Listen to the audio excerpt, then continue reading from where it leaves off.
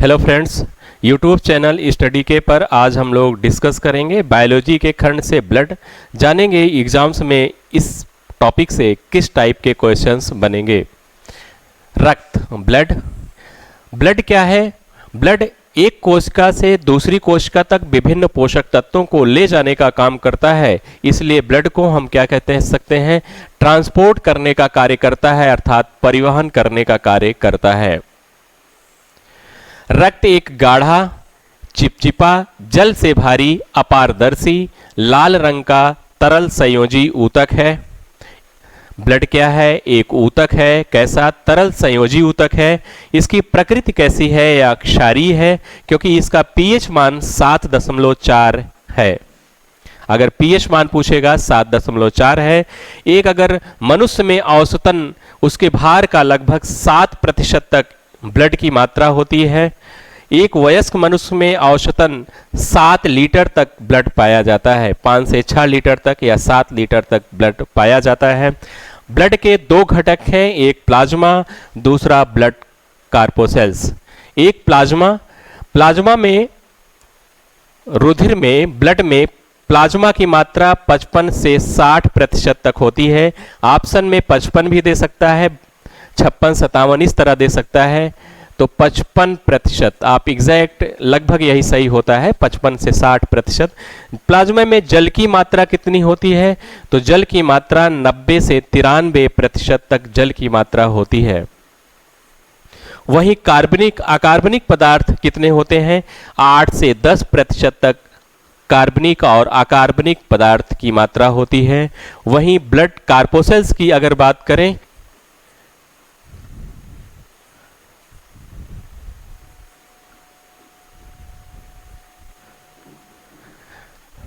Blood कार्पोसेल्स की मात्रा 40 से 45% तक होती है। इसके 3 घटक हैं, आरबीसी, डब्ल्यूबीसी और तीसरा ब्लड प्लेटलेट्स। वहीं आरबीसी रेड ब्लड कार्पोसेल्स, और इसे एक नाम और से जाना जाता है, क्या? एरिथ्रोसाइट्स। एरिथ्रोसाइट के नाम से भी इसे जाना जाता है। रेड ब्लड कार्पोसेल्स,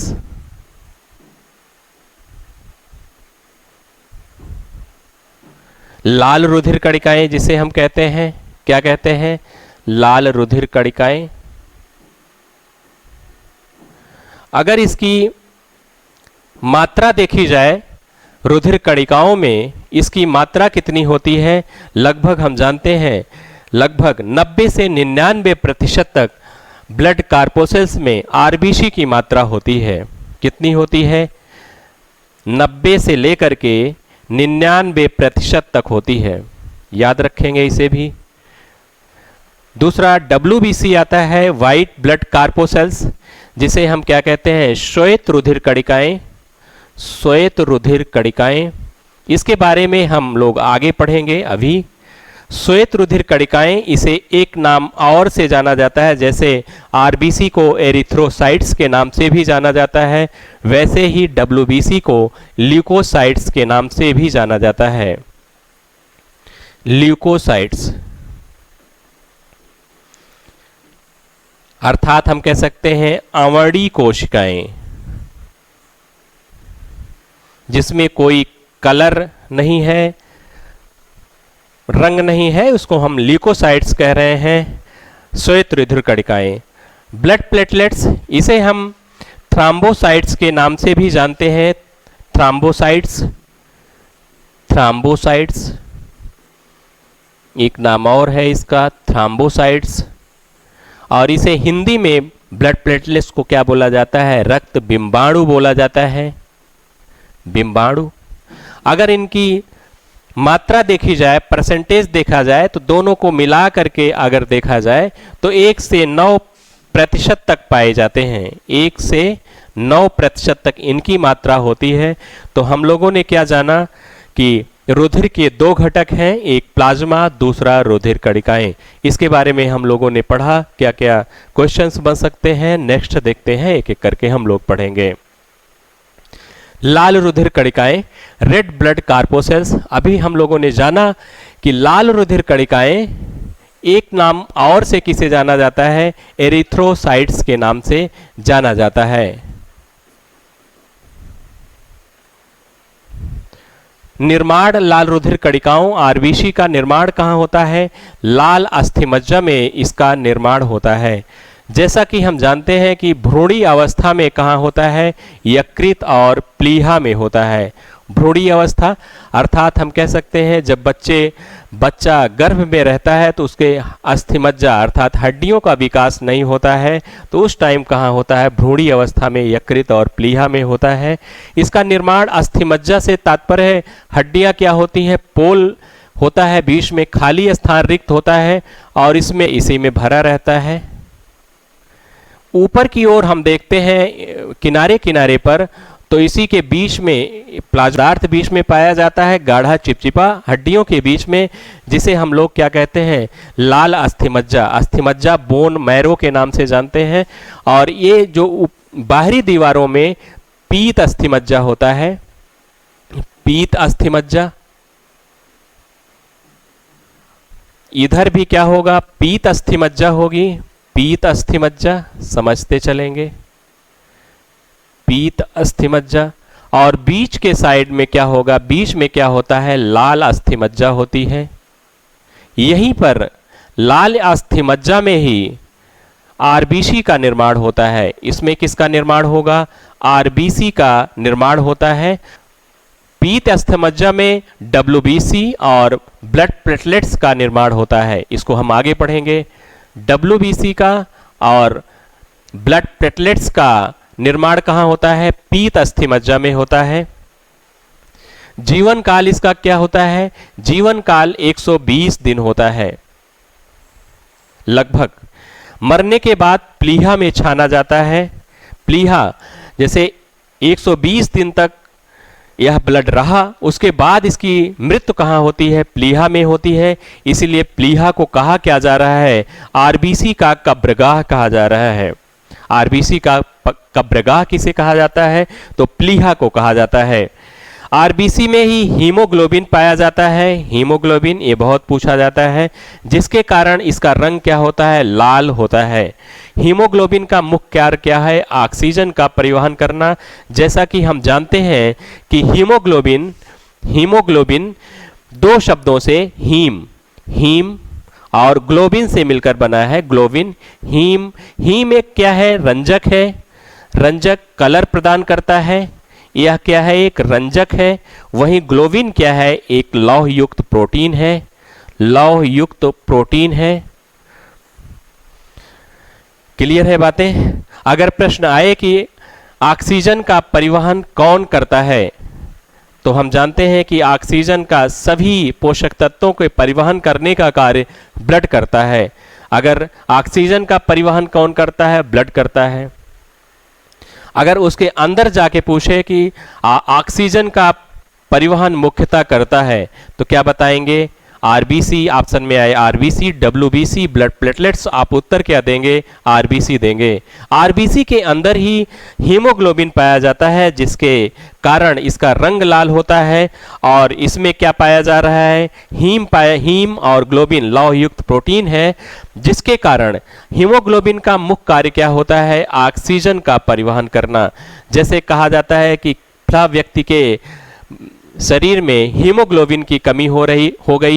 हीमोग्लोबिन की कमी हो जाती है तो कोशिकाओं को ऑक्सीजन नहीं मिल पाता है, जिसके कारण उसे चक्कर आना इत्यादि समस्याएं उत्पन्न होती है। तो उसे हीमोग्लोबिन का टैबलेट दिया जाता है। आगे बढ़ेंगे हम।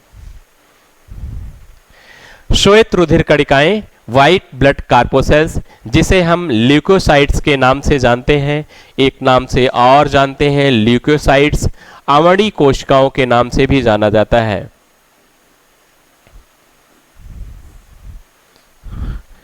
इसका निर्माण कहाँ होता है? पीत अस्थिमज्जा में होता है। जैसे हम लोगों ने जाना कि बोन मैरो में बीच में अस्थिमज्जा बोन मैरो में पीत अस्थिमज्जा जो प्लाज्मा की अवस्था में पदार्थ है, बाहरी किनारों पर क्या पाया जा रहा है? पीत अस्थिमज्जा, और बीच में लाल अस्थिमज्जा पाई जाती है।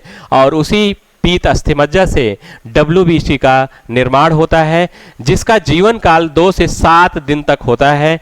इसमें हीमोग्लोबिन नहीं पाया जाता, जिसके कारण इसका रंग लाल नहीं होता है। कार्य क्या करता है? ये कार्य क्या करता है? रोग प्रतिरोधक क्षमता बढ़ाना क्या है? WBC का मुख्य कार्य है। जैसे RBC का मुख्य कार्य क्या था? ऑक्सीजन का परिवहन करना RBC का मुख्य कार्य था, वैसे ही WBC का मुख्य कार्य क्या है? रोग प्रतिरोधक क्षमता बढ़ाना। नेक्स्ट बढ़ते हैं, रुधिर प्लेटलेट्स, ब्लड प्लेटलेट्स, इसे हम हिंदी में रक्त बिंबाणु भी बोलते हैं, रक्त बिंबाणु। इसका भी निर्माण पीत अस्थिमज्जा में होता है। केवल यह मनुष्य के रक्त में पाया जाता है। रुधिर प्लेटलेट्स अपवाद के रूप में अन्य जंतुओं में पाए जाए। निर्माण पीत अस्थिमज्जा, जीवन काल 7 से 10 दिन, और कार्य क्या है? रक्त का थक्का बनाना इसका क्या है? मुख्य कार्य है। जैसे डेंगू ज्वर में किस कणिकाओं की कमी हो जाती है? ऑप्शन में आए तो आप क्या बताएंगे? रुधिर प्लेटलेट्स की कमी हो जाती है। डेंगू ज्वर में प्लेटलेट्स क्या होती है? घटने लगती है।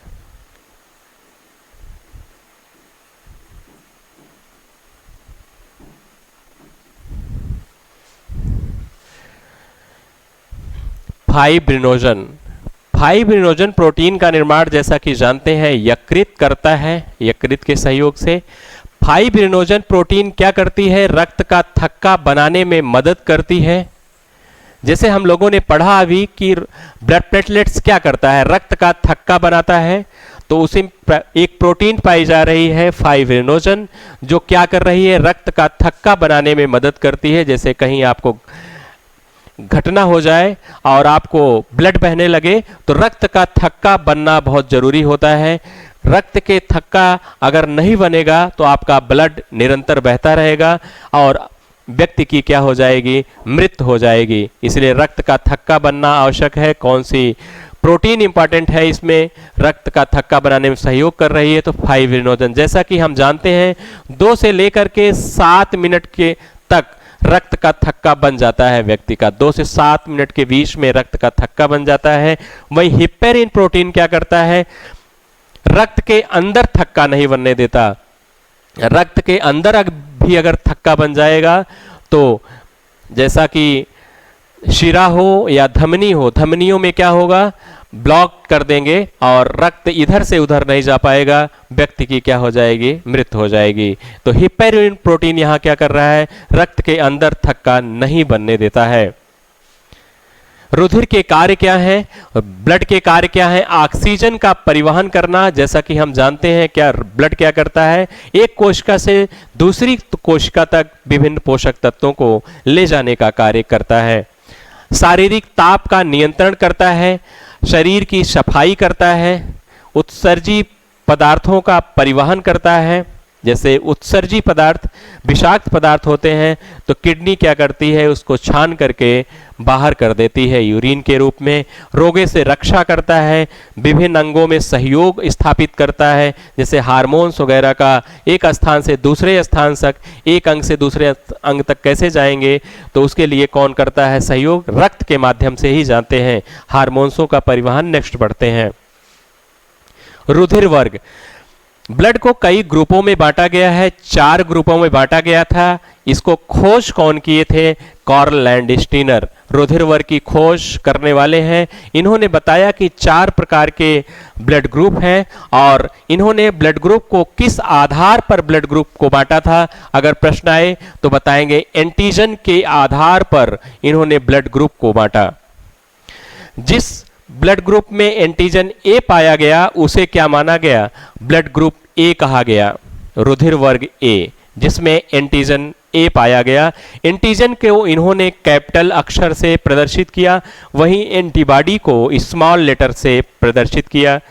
जिस वर्ग में, जिस ब्लड ग्रुप में एंटीजन बी पाया जा रहा है उसे क्या कहा गया? उसे ब्लड ग्रुप बी कहा गया।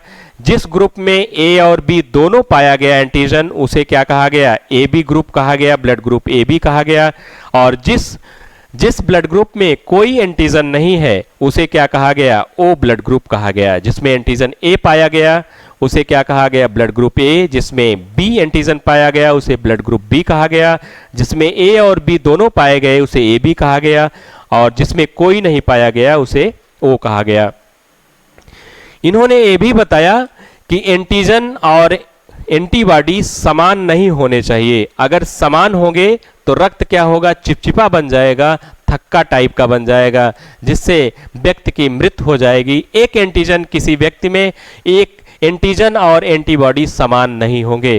कहने का तात्पर्य ये है, कोई व्यक्ति है, इसमें जो रक्त पाया जाएगा एंटीजन ए पाया जाएगा और एंटीबॉडी बी पाई जाएगी। एंटीजन अगर ए और ये पाया गया तो ये क्या होगा? ये ठीक नहीं रहेगा, व्यक्ति की मृत्यु हो जाएगी।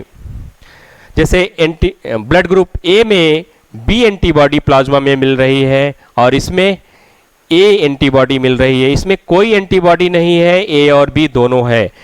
इसीलिए इन्होंने क्या कहा? ए बी को क्या नाम दे दिया? सर्वग्राही कह दिया, सर्वग्राही।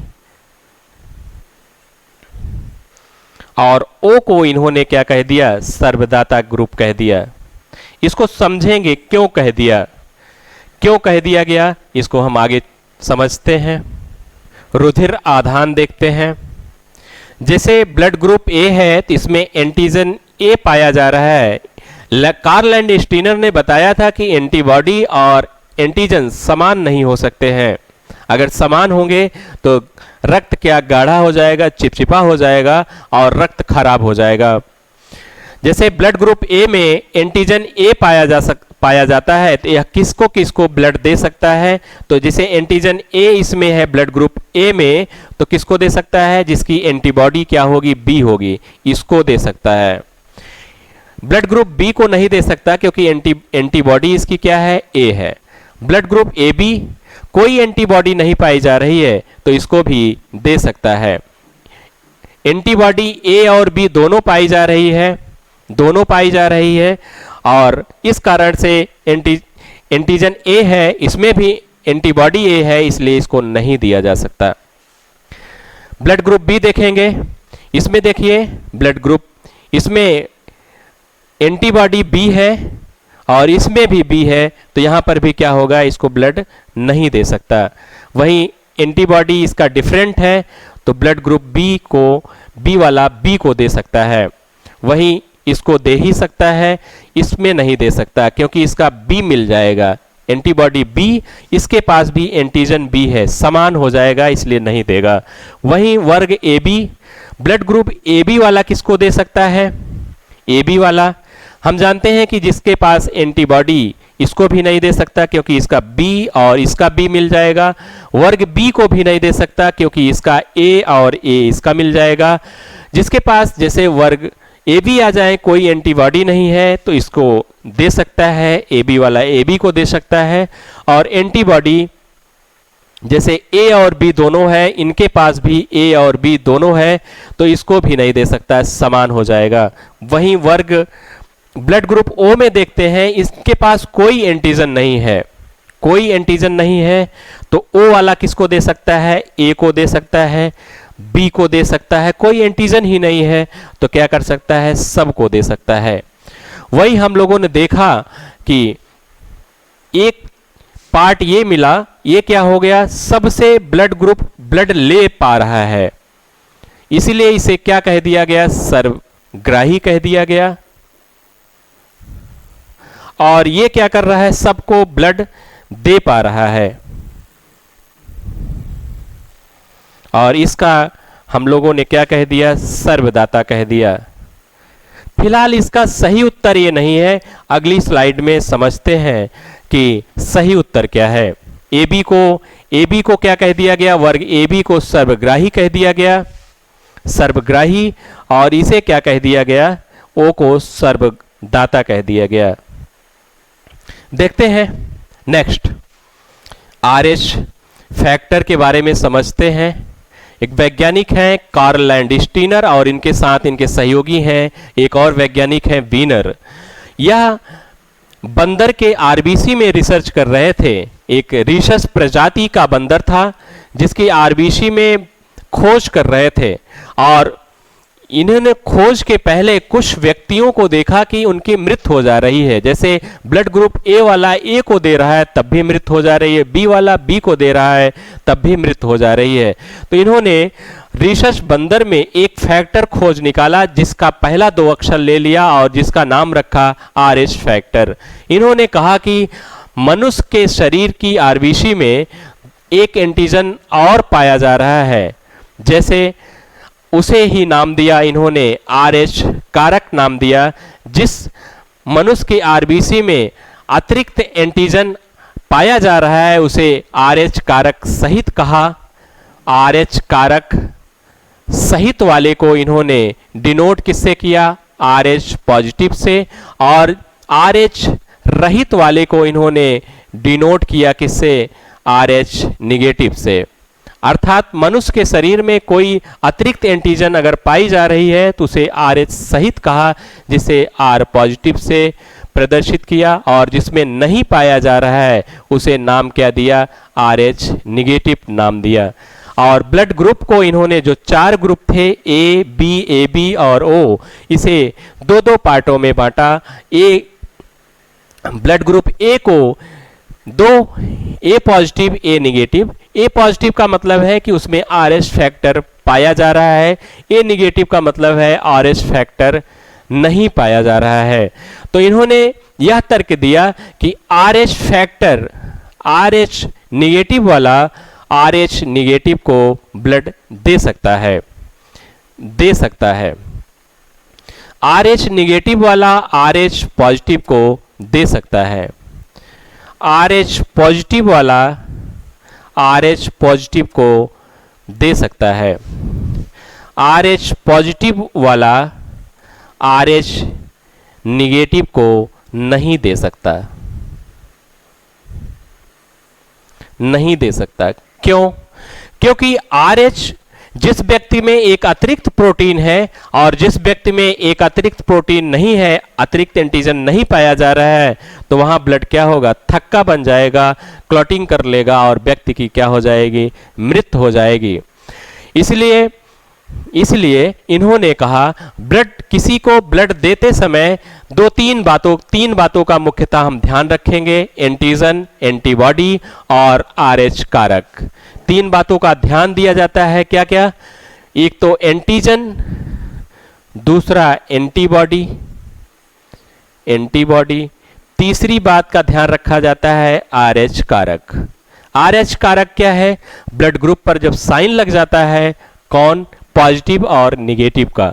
अगर ब्लड ग्रुप पर साइन लगा है, क्या पॉजिटिव का लगा है, तो इसका मतलब है यह हुआ कि अगर पॉजिटिव का साइन लगा है तो उसके पास क्या है? RH सहित उसका ब्लड ग्रुप है, अर्थात उसमें एक अतिरिक्त एंटीजन पाया जा रहा है। अगर किसी के ब्लड ग्रुप में साइन निगेटिव का लगा है तो इसका तात्पर्य यह है कि उसके ब्लड ग्रुप में RH फैक्टर, RH कारक अर्थात अतिरिक्त एंटीजन नहीं पाया जा रहा है। उन्होंने यह तर्क दिया कि RH निगेटिव वाला व्यक्ति, क्योंकि उसके पास अतिरिक्त एंटीजन नहीं है, RH पॉजिटिव वाले को ब्लड दे सकता है। जैसे हम लोगों ने जाना कि RH निगेटिव वाला RH निगेटिव को दे सकता है क्योंकि इसके पास अतिरिक्त प्रोटीन नहीं है। ये भी RH, भले इनके पास अतिरिक्त प्रोटीन है लेकिन इनके पास नहीं है, ये दे सकते हैं, इनको कोई दिक्कत नहीं होगी, मैनेज कर लेंगे। वहीं RH पॉजिटिव को दे ही सकता है, लेकिन RH पॉजिटिव वाला RH निगेटिव को नहीं दे सकता है। इस आधार पर देखेंगे कि कौन सा ब्लड ग्रुप किसको किसको अपना ब्लड दे सकता है और किससे ले सकता है। नेक्स्ट स्लाइड देखते हैं। यहां पर रुधिर वर्ग लिखा है, किसे रक्त दे सकता है और किससे रक्त ले सकता है। यहीं पर आपका उत्तर क्लियर हो जाएगा कि सही कौन सा ब्लड ग्रुप का व्यक्ति सर्वग्राही है और कौन सा ब्लड ग्रुप का व्यक्ति सर्वदाता है। जैसे ब्लड ग्रुप A पॉजिटिव वाला व्यक्ति किसको दे सकता है? A पॉजिटिव को दे सकता है और AB पॉजिटिव को ब्लड अपना दे सकता है। किससे ले सकता है? ए पॉजिटिव से ले सकता है, ए निगेटिव से, ओ पॉजिटिव से, ओ निगेटिव से ले सकता है। वहीं बी पॉजिटिव देखा जाए, बी पॉजिटिव वाला बी पॉजिटिव से ले सकता है, ए बी पॉजिटिव से ले सकता है। वहीं B positive, B negative, O positive, O negative से अपना ब्लड या कह सकता है ले सकता है। ए बी पॉजिटिव वाला किसे दे सकता है? ए बी पॉजिटिव को दे सकता है। और लेगा किससे? सभी से क्या कर सकता है या ले सकता है, सभी से ले सकता है। चाहे वह ब्लड ग्रुप निगेटिव हो या पॉजिटिव हो, सभी से क्या कर सकता है? ले सकता है। कौन? ए बी पॉजिटिव वाला। तो ए बी पॉजिटिव वाले को हम क्या माना जाता है? सर्वग्राही माना जाता है, ना कि ए बी निगेटिव वाले को माना जाता है। सर्वग्राही ब्लड ग्रुप कौन सा है? तो आप बताएंगे A B positive. A B positive क्या है? सर्वग्राही ब्लड ग्रुप है। अगला बढ़ते हैं, ओ पॉजिटिव। ओ पॉजिटिव वाला किसे दे सकता है? O positive, A positive, B positive, A B positive को दे सकता है। वहीं ले किससे सकता है? ओ पॉजिटिव, ओ निगेटिव से ले सकता है। अब आप अगर उत्तर लगाते हैं ओ पॉजिटिव वाला सबको देता है तो गलत हो जाएगा। नेक्स्ट बढ़ते हैं, ए निगेटिव। ए निगेटिव किसको दे सकता है? ए पॉजिटिव को A negative, A B positive, A B negative. A negative O negative को ये क्या कर सकता है? इससे ले सकता है। वही बी निगेटिव तो लिखा ही है, आप पढ़ लेंगे। मैं सीधे चलता हूं, A B negative A B positive को दे सकता है, ए बी निगेटिव को दे सकता है। वहीं ले किससे सकता है? A B negative, A negative, B negative, O negative. अब यहां प्रश्न बनता है, जो आपका प्रश्न पूछा जा सकता है, कौन सा ब्लड ग्रुप है जो सर्वदाता है? तो उत्तर क्या बताएंगे? ओ निगेटिव ब्लड ग्रुप क्या है? सर्वदाता है। सर्वदाता ब्लड ग्रुप क्या है? O negative. ध्यान रखेंगे इसको। क्यों? क्योंकि इसके ओ निगेटिव के पास कोई अतिरिक्त प्रोटीन, अतिरिक्त एंटीजन नहीं है, अर्थात RH कारक रहित है। RH कारक इसमें नहीं पाया जा रहा है, तो कोई दिक्कत नहीं है, कोई भी ब्लड ग्रुप इसे दे सकता है। चाहे जो हो, चाहे ए पॉजिटिव हो, बी पॉजिटिव हो, ए बी पॉजिटिव हो, ओ पॉजिटिव हो, ए निगेटिव हो, बी निगेटिव हो, ए बी निगेटिव हो, ओ निगेटिव हो, कोई भी व्यक्ति हो, यह क्या कर सकता है? सबको ब्लड दे सकता है, सभी को दे सकता है। लेकिन लेगा किससे? ओ निगेटिव से ही लेगा, क्योंकि इसके पास अतिरिक्त प्रोटीन नहीं है। अगर अतिरिक्त एंटीजन वाला इस पर ब्लड ग्रुप को अगर इसमें चढ़ाया जाता है इस व्यक्ति के शरीर में, तो इसकी क्या हो जाएगी? मृत्यु हो जाएगी। मुझे विश्वास है कि आप लोग समझे होंगे हमारी बातें, आप लोग याद रखेंगे। ये प्रश्न बन सकता है, ये भी प्रश्न बन सकता है। नेक्स्ट बढ़ते हैं, कुछ क्वेश्चंस देखते हैं।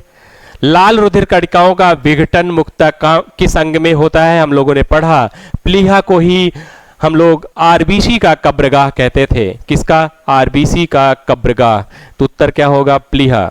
नेक्स्ट बढ़ते हैं, ऑक्सीजन का परिवहन मुख्यतः होता है, कौन करता है? लाल रुधिर कणिकाएं करती हैं ऑक्सीजन का। वैसे तो ऑक्सीजन का परिवहन ब्लड करता है, लेकिन अंदर पूछा है तो आप बताएंगे क्या? आरबीसी में होती है। आरबीसी में ही हीमोग्लोबिन पाया जाता है, जिसके कारण इसका रंग लाल होता है। और हीमोग्लोबिन क्या है? हीम और ग्लोबिन, हीम एक रंजक है, ग्लोबिन एक लौह युक्त प्रोटीन है। हीमोग्लोबिन का मुख्य काम क्या है? ऑक्सीजन का परिवहन करना। आरबीसी के अंदर ही हीमोग्लोबिन पाया जाता है। किस रुधिर वर्ग को सर्वग्राही कहा जाता है? ए बी पॉजिटिव, इसी को कहा जाता है। ए बी पॉजिटिव को सर्वग्राही, ए निगेटिव को नहीं कहा जाता, और इसे ओ निगेटिव को क्या बोला जाता है? सर्वदाता कहा जाता है। सर्वदाता group blood group O negative, और सर्वग्राही क्या है आपका? A B positive. Next video में जल्द मिलते हैं। Thank you.